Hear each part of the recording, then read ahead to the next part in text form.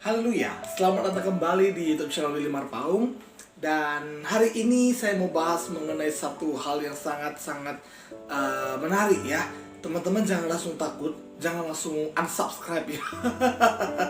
Ini konten, ini video tidak akan menakut-nakuti engkau. Karena banyak orang buat seminar mengenai akhir zaman, buat seminar mengenai kedatangan Yesus yang kedua kali.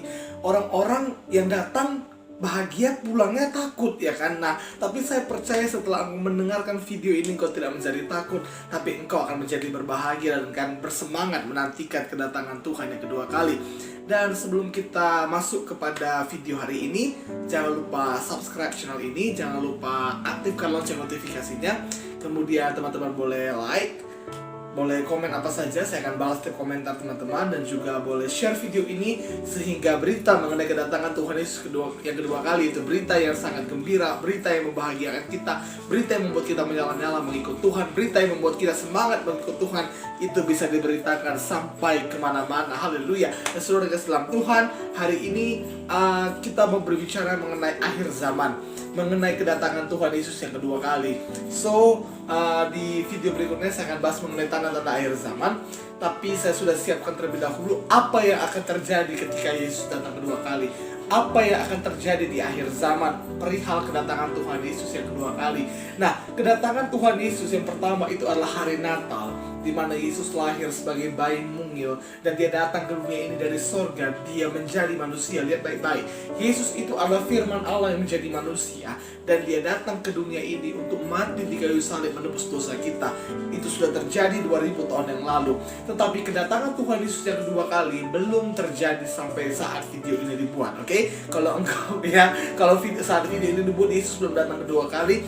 Jadi kalau ada ajaran, kalau ada satu kelompok, satu sekte agama yang mengatakan bahwa Yesus sudah datang kedua kali, maka saya bisa pastikan itu adalah agama yang sesat, itu adalah ajaran yang sesat, karena Yesus belum datang kedua kali. Oke? Nah, tapi kedatangan Tuhan Yesus yang kedua kali itu adalah janjinya sendiri. Tuhan berjanji ia akan datang kembali. Dalam Bilangan 23:19 dikatakan bahwa Tuhan tidak bisa berdusta. Tuhan pasti menepati janjinya. Itu sebabnya janji kedatangan Yesus kedua kali itu adalah pasti adanya. Amin. Yohanes 14 ayat 3, inilah janji kedatangan Tuhan kedua kali. Yohanes 14 ayat 3. Dan apabila aku telah pergi ke situ, yaitu ke sorga ya, dan telah menyediakan tempat bagimu, aku akan datang kembali dan membawa kamu ke tempatku, supaya di tempat di mana aku berada, kamu pun berada. Jadi inilah janji Tuhan itu. Ya, dia pergi ke sorga, dia naik ke sorga untuk menyediakan tempat bagi kita, supaya nanti ketika rumah kita, ketika tempat kita siap di sorga, dia datang kembali menjemput kita. Amin. Ini adalah janjinya, dan ini pasti ditepatinya pada waktunya. Kita tidak ada yang tahu kapan Yesus datang kedua kali, karena dalam Alkitab teruskan hanya Bapa sendiri yang tahu.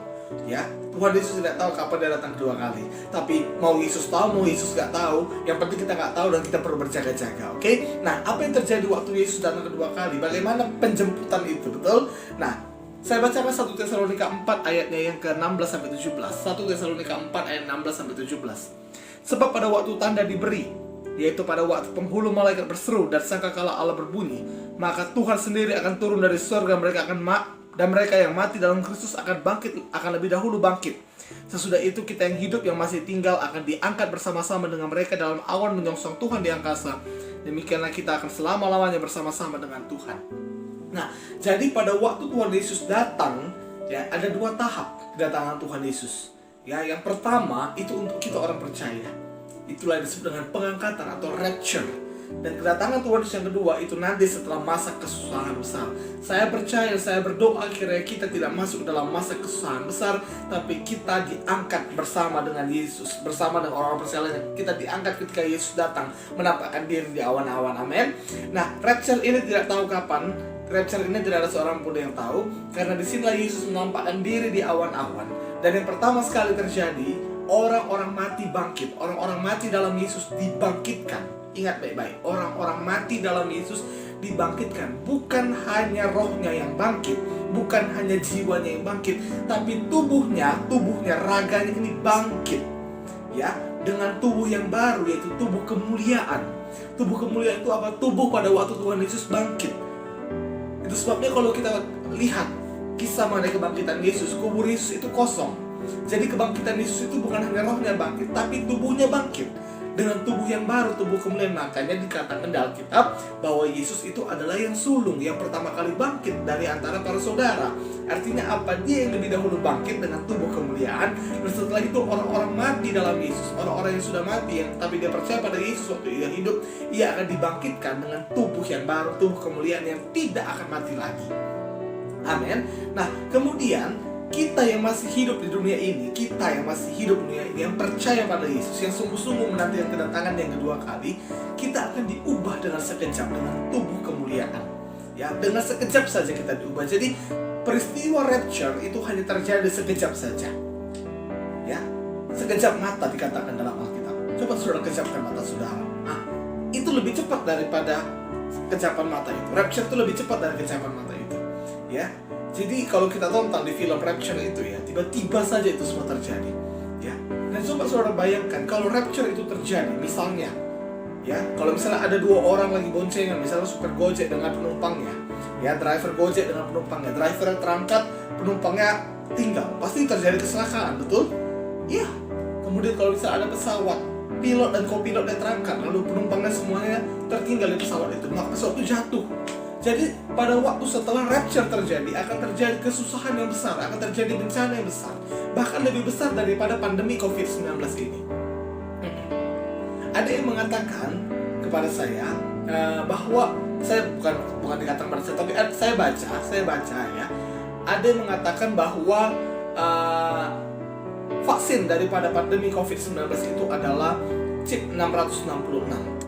Saya nggak tahu jelas tentang hal itu apakah itu hoax atau apa, tapi saya malas membahasnya. Mengapa? Karena saya percaya bahwa kedatangan Tuhan kedua kali, rapture itu akan terjadi sebelum masa tribulasi. Jadi gini, setelah rapture, setelah pengangkatan tadi yang saya ceritakan tadi, setelah itu ada 7 tahun masa kesusahan di mana antikristus akan berkuasa. Jadi yang pertama itu, setelah rapture itu kan ada terjadi banyak bencana, ada kecelakaan, ya. Lalu setelah itu antikristus ada satu tatanan dunia yang baru. Ya, di mana antikristus dia itu yang akan berkuasa dan semua orang akan mendapatkan chip 666. Oke, kita baca dulu ayatnya ya. Wahyu 13 ayat 16 sampai 18. Wahyu 13 ayat 16 sampai 18. Dan ia menyebabkan sehingga kepada semua orang, kecil atau besar, kaya atau miskin, merdeka atau hamba, diberi tanda pada tangan kanannya atau pada dahinya. Dan tidak seorang pun yang dapat membeli atau menjual selain daripada mereka yang akan memakai tanda itu, yaitu nama binatang itu atau bilangan namanya. Yang penting di sini ialah hikmat. Barang siapa yang bijaksana, baiklah yang menghitung bilangan binatang itu, karena bilangan itu adalah bilangan seorang manusia, dan bilangannya ialah 666. Jadi ada yang mengatakan bahwa vaksin daripada COVID-19 ini adalah chip 666. Saya nggak percaya itu karena saya adalah seorang penganut pre-tribulasi. Jadi gini, theologian percaya, pakar-pakar teologi ya, punya 3 pandangan akan ini. Yang pertama, bahwa pengangkatan itu terjadi sebelum masa antikristus. Saya percaya itu pre-tribulasi. Saya akan bawakan ayat nanti di ujung kenapa saya percaya itu. Yang kedua, katanya kan tadi tribulasi itu 7 tahun, masa kesusahan besar itu 7 tahun. Yang kedua tuh mid tribulasi, artinya rapture terjadi di 3,5 tahun pertama. Jadi gini, 3,5 tahun baru rapture, baru 3,5 tahun lagi masa tribulasi. Yang ketiga post tribulasi, artinya setelah masa tribulasi maka Yesus datang kedua kali rapture, lalu setelah itu terjadi langsung perang Harmagedon. Ya. Nah, Harmagedon itu, perang Harmagedon itu adalah perang antara Yesus antikristus, nantinya Yesus dengan antikristus. Yesus mengalahkan antikristus dengan nafas yang keluar dari mulutnya. Saya penganut pre-tribulasi, ya. Jadi saya percaya bahwa Tuhan akan membebaskan kita dari masa kesusahan itu. Tuhan menjemput kita, Tuhan menjemput gerejanya supaya tidak masuk dalam masa antikristus itu. Jadi kalau memang katanya pandemi COVID-19 ini vaksinnya ada chip 666 itu, maka sebelum itu Yesus akan datang 2 kali. Kalau memang pre-tribulasi terjadi. Tapi kalau memang pre-tribulasi tidak terjadi, saya nggak peduli mau mid-tribulasi mau post-tribulasi, tapi saya percaya kita harus tetap berjaga-jaga. Umat Tuhan harus tetap berjaga-jaga. Biar nanti 3 pandangan tadi itu bukan menjadi membuat kita berdebat, bukan membuat kita menjadi mengatakan siapa yang paling hebat, teori siapa yang paling benar, tapi kita betul-betul berjaga-jaga. Dan jangan pernah terima chip 666 itu. Ya, karena dikatakan dalam Wahyu 14 ayat 11 saya bacakan, maka asap api yang menyiksa mereka itu naik ke atas sampai selama-lamanya, dan siang malam mereka tidak henti-hentinya disiksa, yaitu mereka menyembah binatang serta patungnya itu, dan barang siapa yang telah menerima tanda namanya. Jadi ada penyiksaan yang luar biasa bagi orang yang memakai chip 666 itu. Ya, jangan terima. Ya memang ketika engkau menerima, ketika engkau tidak menerima itu, kalau engkau tidak menerima, maka kita tidak bisa membeli, tidak bisa menjual, ya, karena semua pakai chip, ya, semua di scan, itu di tangan atau di dahi, ya, jadi semua itu main scan nantinya, ya. Jadi jangan memang kita nggak bisa melakukan apa-apa kalau kita tidak menerima chip itu. Tapi kalaupun nanti, kalau memang pre-tribulasi terjadi, dan kalau saudara tertinggal pada masa tribulasi, jangan pernah terima chip itu. Ya memang saudara akan dipenggal kepala saudara akan mati kelaparan, tapi saudara akan mendapatkan surga yang kekal. Karena saudara mempertahankan iman saudara. Amin. Nah, jadi Yesus itu pasti datang 2 kali. Bagian kita apa? Berjaga-jaga. Tuhan akan melepaskan kita dari kesusahan besar itu. Saya percaya, saya berdoa, kiranya Tuhan akan melepaskan gerejanya dari masa antikristus itu. Amin. Wahyu 3 ayat 10 sampai 11. Ini adalah pendukung daripada teori pre-tribulasi, pandangan pre-tribulasi. Wahyu 3 ayat 11. Wahyu 3 ayat 10 sampai 11. Karena engkau menuruti firmanku untuk tekun menantikan aku, maka aku pun akan melindungi engkau dari hari pencobaan yang akan datang atas seluruh dunia untuk mencobai mereka yang diam di bumi. Ayat 11. Aku datang segera, peganglah apa yang ada padamu supaya tidak seorang pun mengambil mahkotamu. Jadi di sini dikatakan bahwa kita harus menantikan kedatangan Tuhan yang kedua kali. Kita harus menantikan Dia. Kita harus menuruti firman-Nya. Firman-Nya apa? Menantikan kedatangan yang kedua kali agar kita dilepaskan dari mana masa kesusahan besar itu. Mari kita nantikan kedatangan Tuhan yang kedua kali. Ini bukanlah satu ancaman, ini bukanlah satu hal yang menakut-nakuti saudara, tapi ini adalah satu berita baik agar kita semuanya bergairah, agar kita semua bergembira bahwa kita tidak selamanya hidup dunia ini. Ya memang sekaya-kaya apapun engkau, sepopuler-populer apapun engkau pasti punya masalah dalam hidup ini. Tapi ingat baik-baik bahwa kita tidak hidup kekal di dunia ini, tapi kita mempunyai satu pengharapan bahwa kita akan lepas dari dunia ini. Kita akan bertemu dengan Yesus di awan-awan dalam kemuliaannya. Amin. Bagian kita adalah berjaga-jaga. Bagian kita adalah menantikan kedatangan yang kedua kali. Kita nantikan kedatangan yang kedua kali dengan sangat bergairah, dengan semangat, dengan menyala-nyala. Amin. Jangan ada kita yang takut, jangan ada kita yang bimbang. Jangan. Dan yang paling penting, tetaplah pegang apa yang ada pada saudara. Kalau Yesus yang saudara pegang, Yesuslah itu sampai selama-lamanya. Amin. Jangan lepaskan iman saudara, karena apapun itu, baik karena cinta, baik karena harta, baik karena jabatan, jangan saudaraku. Yesus itu segalanya. Engkau dapat Yesus, kau dapat segalanya. Amin. Dan kalau engkau lepaskan Yesus, kau akan lepaskan segala-galanya, karena surga pun engkau lepaskan karena jika engkau melepaskan Yesus. Karena Yesus mengatakan bahwa Dialah jalan ke surga. Hanya Dialah satu-satunya jalan ke surga. Tidak ada jalan lain untuk sampai ke surga kecuali Yesus. Itu sebabnya mari kita berjaga-jaga. Mari kita nantikan kedatangan Tuhan kedua kali dengan sukacita. Mari kita tetap pegang iman kita. Jangan sampai kita murtad. Mari kita tetap setia ikut Tuhan. Amin. Saya berdoa ini memberkati saudara. Dan jika saudara diberkati, jangan lupa subscribe channel ini. Kemudian jangan lupa aktifkan lonceng notifikasi supaya setiap ada video baru teman-teman bisa mendapatkan notifikasi daripada channel ini.